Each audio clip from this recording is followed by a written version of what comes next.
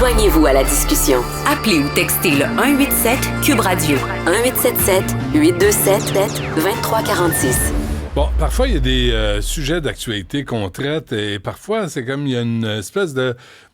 J'exagère pas, là, réflexion. On se calme, là, tu sais. Comme deux neurones se touchent, là, puis là, tout à coup, il y a comme un contact. Puis là, tu dis, est-ce qu'il serait temps qu'on revienne au concept d'effet dissuasif? On dirait que c'est disparu de la sphère publique, que ce soit les juges envers les criminels qui les condamnent à des sentences ridicules, les policiers envers les manifestants qui font du saccage puis n'osent pas intervenir, mais ils vont les arrêter 2-3 jours plus tard, le gouvernement envers l'ordre public, les parents envers les enfants, les profs envers les élèves. On dirait que l'effet dissuasif, je parle pas de châtiment corporel, là. On n'est pas débile, on n'est pas là-dedans, là. Juste avoir des conséquences. André Gélina est sergent détective à la retraite, division du renseignement au SPVM. Monsieur Gélina, bonjour. Monsieur Dutrisac, bonjour.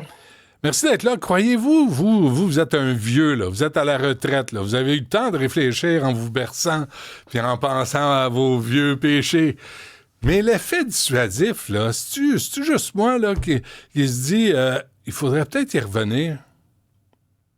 Ah, c'est sûr et certain. Je veux dire, moi, je suis tout à fait d'accord avec ça. Puis je pense que l'ensemble des policiers aussi actifs encore aujourd'hui sont d'accord avec ça. Malheureusement, ce principe-là se heurte à plusieurs idéologies qui sont en vogue depuis plusieurs années. Puis, écoutez, moi, je fais pas de politique, mais je peux malheureusement pas le passer sous silence, là. Depuis l'arrivée du gouvernement libéral Trudeau là, au pouvoir, là, je pense que c'est en 2015. Là. Évidemment, là, c'est sûr et certain que l'aspect dissuasif s'est un petit peu évaporé.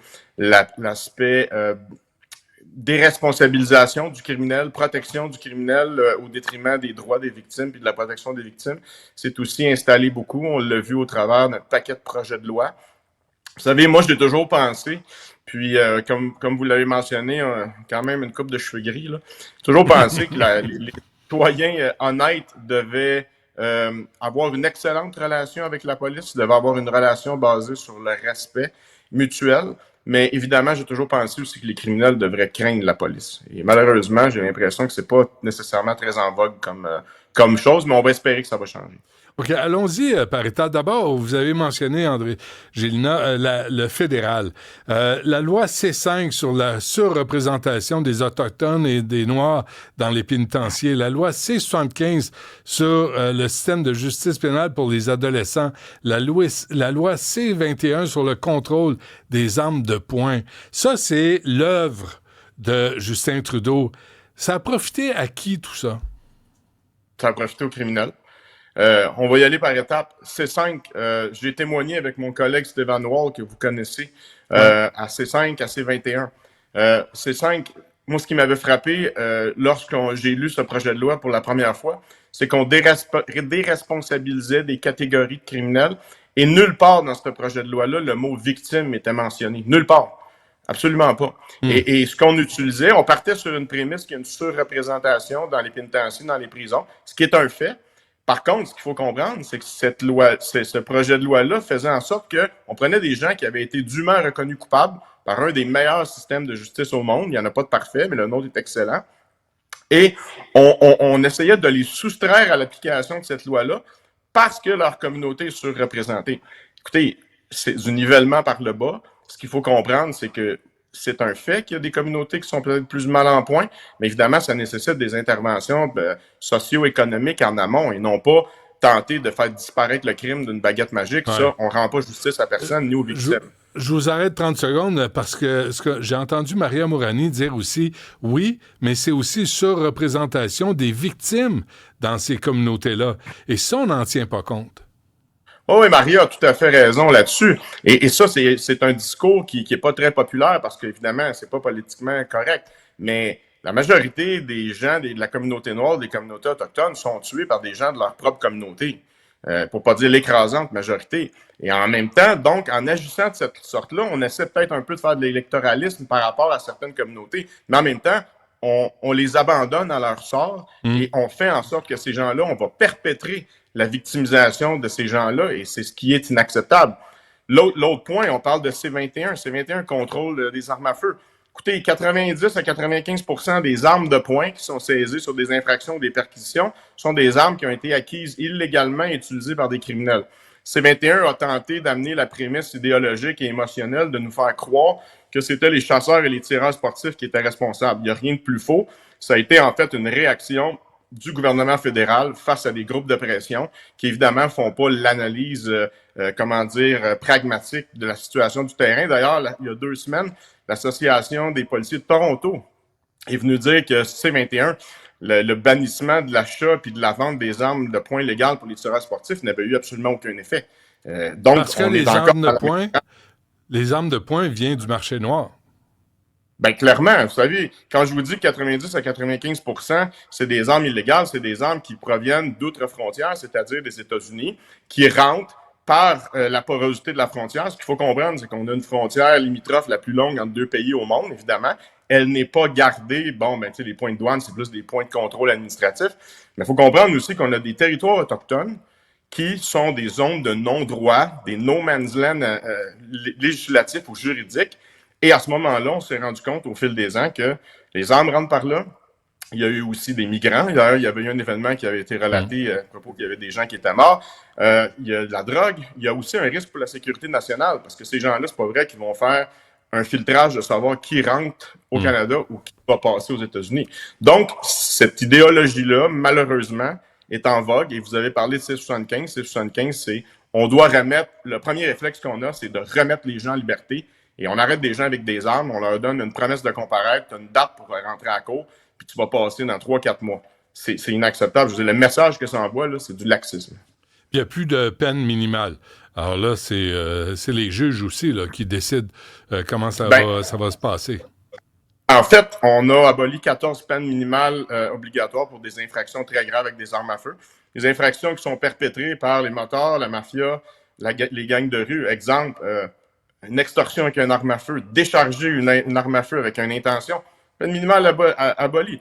Là, on a préféré donner la latitude aux juges. Mais ce qu'il faut comprendre, puis ça, on parlait de cheveux gris tantôt, je vous ramène à la commission Bastarache.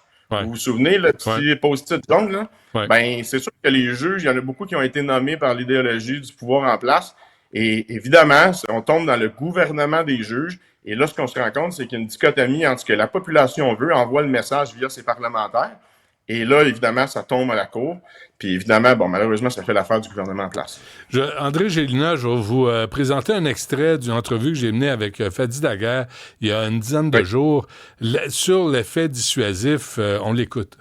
Pour l'opinion publique, je comprends qu'eux, ils voient ça, puis le crapule se dit ouais, moi, je suis impuni, mais à chaque fois, ils sont punis. Bon, c'est parce que je lui parlais à Fadi Daguerre que je lui disais, pendant les manifestations, les policiers sont là, ils se font baver, ils se font cracher dessus, ils se font envoyer des cocktails Molotov, ils voient qu'il y a du vandalisme et ils agissent pas. Ils agissent pas, mais là, Fadi Daguerre dit, oui, mais 2-3 jours plus tard, on y va. Je veux bien, mais il n'y a pas d'effet dissuasif sur le groupe qui est là. Tu sais, malheureusement, là, j'ai 2 opinions là-dessus. J'ai mon opinion d'ancien policier, qui comprend l'explication de M. Daguerre, qui dit que pour des raisons stratégiques et des raisons légales, parfois, on n'a malheureusement pas le choix d'avoir une certaine retenue et d'intervenir en aval. Évidemment, quand je mets mon chapeau de citoyen, je suis outré. Évidemment, j'ai l'impression qu'il n'y a rien qui se fait et qu'il n'y a pas de message qui se passe. Mais ce qu'il faut comprendre, par contre, c'est que souvent, on n'a pas trop d'effectifs. Ce qu'il faut penser aussi, c'est que la loi n'est pas nécessairement de notre base. Si vous vous souvenez, il y avait eu des règlements municipaux qui avaient été adoptés par les administrations municipales à Montréal précédentes sur l'obligation de ne pas se masquer. On pouvait faire des actions de masse, c'est ça exactement. Ben ça a tout tombé. Puis je pense que ça faisait l'affaire aussi de l'idéologie du parti au pouvoir de Valérie Plante.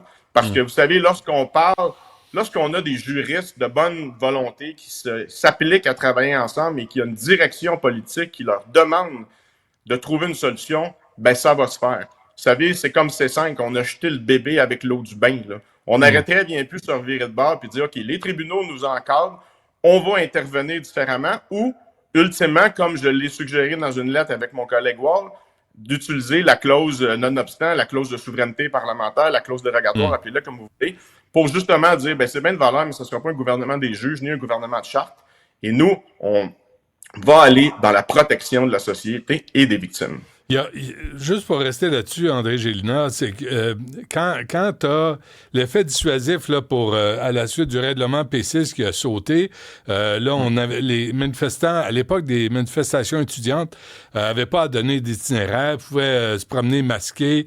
Et là, c'est ce qu'on a présentement. Là. À chaque semaine, il y a des manifestants qui appellent à la mort d'Israël, de tout ce qui est... ils sont masqués, ils sont anglophones surtout. Mais la Ville de Montréal a dû payer 6 millions de dollars. On avait oublié ça aux manifestants étudiants en 2012 là, pour des arrestations de masse de manifestants. Ça s'est réglé en 2023. On a compensé les gens qu'on avait dû arrêter. C'est le bout du bout quand même. Écoutez, c'est sûr que c'est effectivement assez particulier. Encore une fois, je vous ramènerai à l'idéologie là, du parti en place là, à Montréal. C'est sûr et certain qu'il n'y a pas eu d'appel. Puis évidemment, bon, ben, ça faisait leur affaire, surtout pour leur base électorale. En même temps, ce qu'il faut comprendre, si vous me parlez des manifestations, exemple pro-palestiniennes et autres, ben, c'est sûr que ça a été réclamé par plusieurs. Le fait qu'il faut absolument changer la loi aux criminels, c'est-à-dire au fédéral, pour justement enlever cet échappatoire légal-là qui permet à certaines personnes d'invoquer la religion de bonne foi pour appeler justement au meurtre, au massacre de X ou Y, Z population. Ça, c'est une absurdité, c'est un reliquat archaïque qui est tout à fait en opposition avec une société qui se dit laïque. On a réussi à se débarrasser de l'hégémonie de la religion sur nos institutions au Québec avec la Révolution tranquille et au fil des années.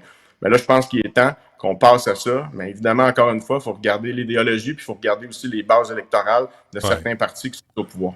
Mais là aussi, il y a une génération qui sait même pas c'est quoi la Révolution tranquille, qui connaissent pas le combat des femmes, des Québécoises au fil des années pour s'affranchir du bonhomme.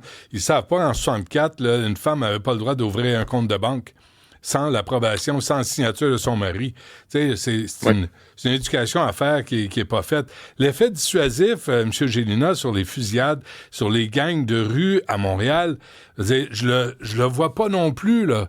Parce que, vous l'avez dit, avec le C5, si tu es autochtone ou tu fais partie de la communauté noire, tout à coup, la peine est plus légère. Oui, tout à fait. Puis, vous savez, comme je l'expliquais à Cybèle, votre recherchiste, ce qu'il faut comprendre aussi, c'est que nous, là, présentement, on est en train de faire une lecture de l'environnement. On analyse la situation, on analyse les lois, puis on essaie d'en tirer des conclusions. Il faut comprendre que les criminels, c'est pas tous des imbéciles, et eux autres font la même chose. Ils ont des conseillers juridiques, ils ont des contacts avec des avocats, et ces gens-là aussi font cette analyse-là. Fait que si on fait une analyse globale, là, on se rend compte d'une chose. C'est, si je suis un criminel, je me dis, OK, on abolit toutes mes peines minimales obligatoires et on me fournit une défense eu égard à mon ethnicité ou à mon origine. Parfait. On me donne en plus la possibilité non seulement de ne plus avoir de peine minimale obligatoire, mais on me donne la possibilité de purger ça chez moi en faisant du rattrapage sur Netflix.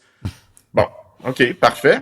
Et en plus de ça, comme criminel, je regarde ça puis je me dis, on n'intervient pas à la frontière ou très peu. On n'intervient pas sur les territoires autochtones qui sont des no man's land juridiques. Et en plus, on serre la vis pour à peu près 1% du problème, c'est-à-dire les chasseurs et les tireurs sportifs.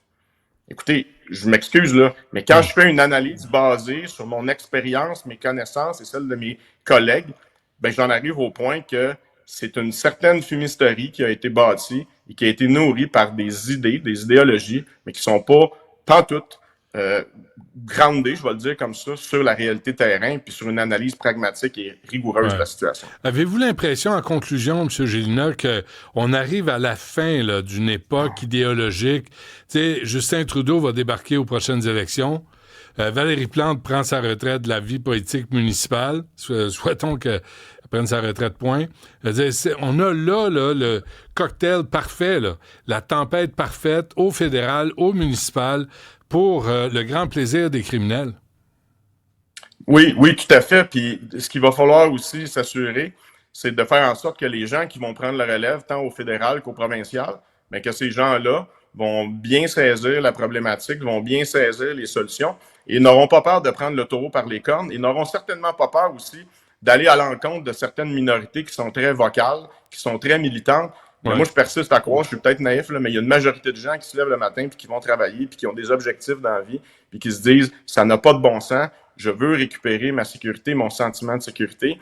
Et ça va passer par justement peut-être de réécrire certaines lois, de réviser le code criminel, de faire en sorte qu'on arrête de déresponsabiliser de façon systémique les criminels. Et ça, on ne peut qu'espérer que ça se produira par les gens qui prendront la relève. André Gélina, sergent détective à la retraite du SPVM, un gros merci. À la prochaine. Avec plaisir, M. Dutrisac.